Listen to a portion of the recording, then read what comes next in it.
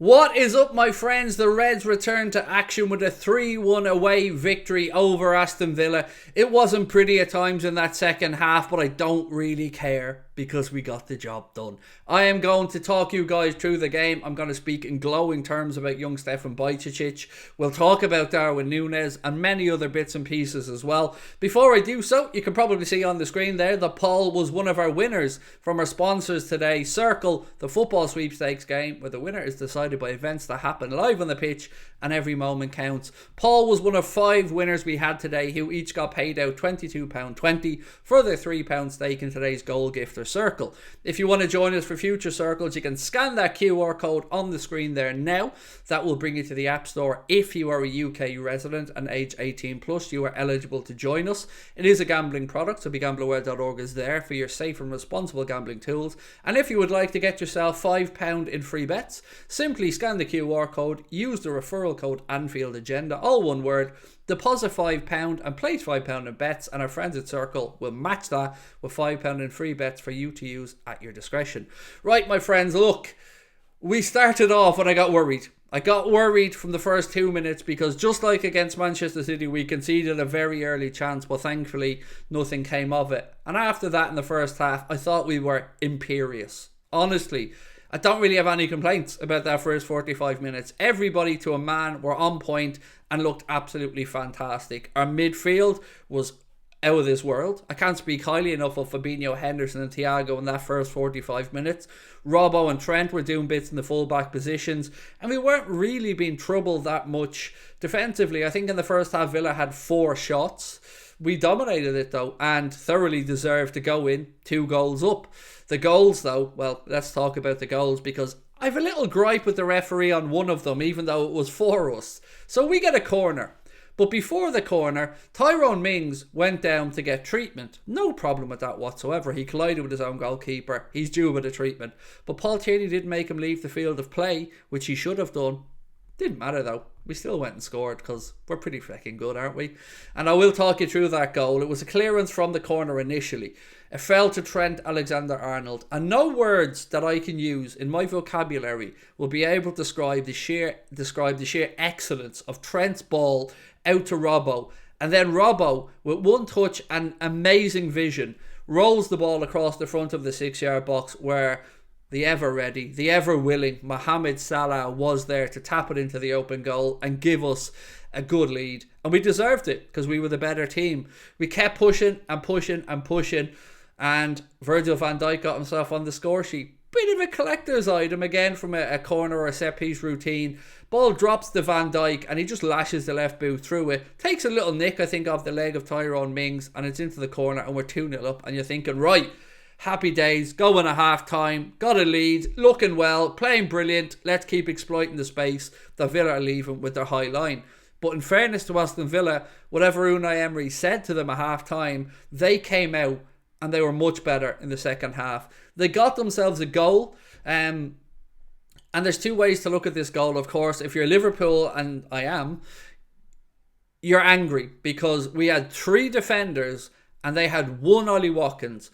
And somehow Ollie Watkins drifts in between Joel Matip and Trent Alexander-Arnold. And even though he's smaller than the 2 of them, and even though they have him outnumbered, he still finds plenty of space in behind. I think it was McGinn who dropped the ball into him, and Ollie Watkins' header was sublime. Great finish by him. But what on earth were we doing defensively? 3 of our boys there. The ball was being played from in front of them. They could see everything opening up. It was just poor. Very, very poor.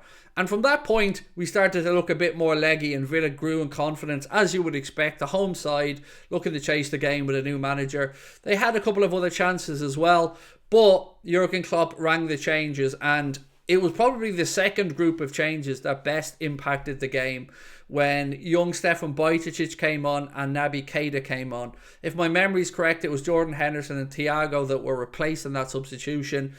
And that was the turning point for me because Naby Keita was quite simply sensational when he came on. He was everywhere. He was winning tackles. He was on the front foot. He was finding Liverpool players. He was giving nobody any space. But the goal came after Darwin had missed chance after chance after chance. And you're thinking it's going to be another one of those days where we are going to be getting slaughtered for Darwin Núñez missing opportunities. But this is the redemption arc. This is the part that most people won't talk about when they want to knock Darwin. We only score that third goal because of Darwin's determination to keep the ball in play. And he pulls it back. And then it's all about Bajcetic. It's all about the calmness, composure, and just class of that young Spanish prodigious talent who comes in, nicks the ball through, opens up a bit of space, fires it through Ming's legs. It's into the goal. It is 3-1. We all breathe a huge sigh of relief. Oh, the fun didn't stop there, though. No. You might think, Craig, 3-1. You've had enough fun there. Relax. No. Ben Doak time. Jurgen Klopp looks to the bench, gives Ben Doak a little hug before he came on, and in the mere 3 minutes plus stoppage time he was on the pitch. And I don't like to blow smoke up a player's backside or, go over the top, but you are looking at a multiple Ballon d'Or winner. The kid is just a superstar. Just give it to him now. Okay, jokes aside, he was amazing when he came on. That drop of the shoulder to leave Lucas Digne, a very experienced left back, for dust was... Well, it was one of my favourite moments in recent times. It was phenomenal from young Doak, and he looks like an unbelievable talent. One of many that we have with the club with regards to the younger players. And I can't let this game go without speaking about Harvey Elliott a little bit as well, because he had another sheer moment of magic during the game. The ball was played into him. He was being tightly marked, but the clever footballer that he is, he cushions the ball and plays it into space around to his left, which not only freed up him from his marker, but also allowed him to set up an attack by playing the ball down the left channel. It was his awareness and his cleverness, and one of the reasons why I love the kid so much.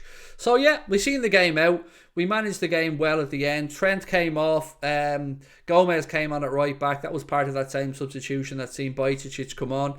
And it's job done. It wasn't perfect. It wasn't pretty. But it is 3 points in the bank after a long break. And I don't know about you, my friends, but I will absolutely take that.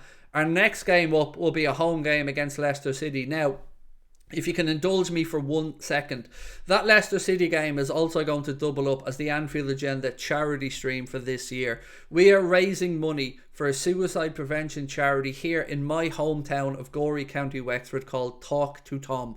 Talk to Tom do unbelievably amazing work in our community.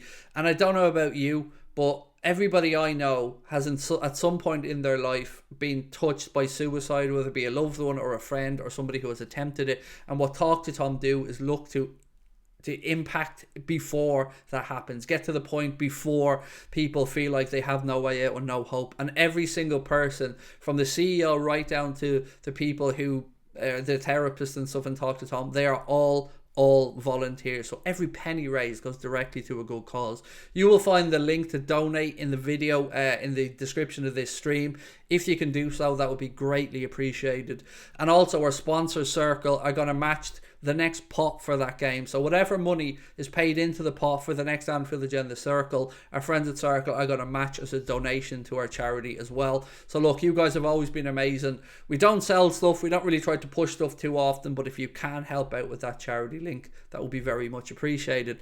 So right, that's pretty much it from me. I'm going to sit back and just smirk like a Cheshire cat all day for 2 reasons. One, the Reds are back, but mostly because we've got the win and we're heading in the right direction again after a very, very long break. Don't let the Darwin haters get to you.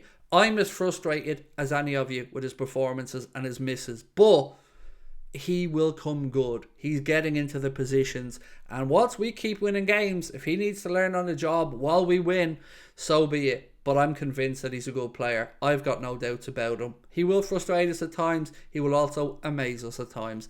Thank you so much as always, my friends. Don't forget to drop a like on the video. Let me know your thoughts. And just in case you were wondering, my man of the match, Andy Robertson. I thought he was absolutely sublime today. Talk to you soon. You can join me tomorrow for a watch along of the United game over on Twitch if you want to do so. If not, well, the player ratings video will be coming out in a few hours, so I hope to get your thoughts on that as well. Much love, my friends. I hope you all had a wonderful Christmas time. I hope your families are all safe, well, and I will chat to you soon. Take care. Bye-bye.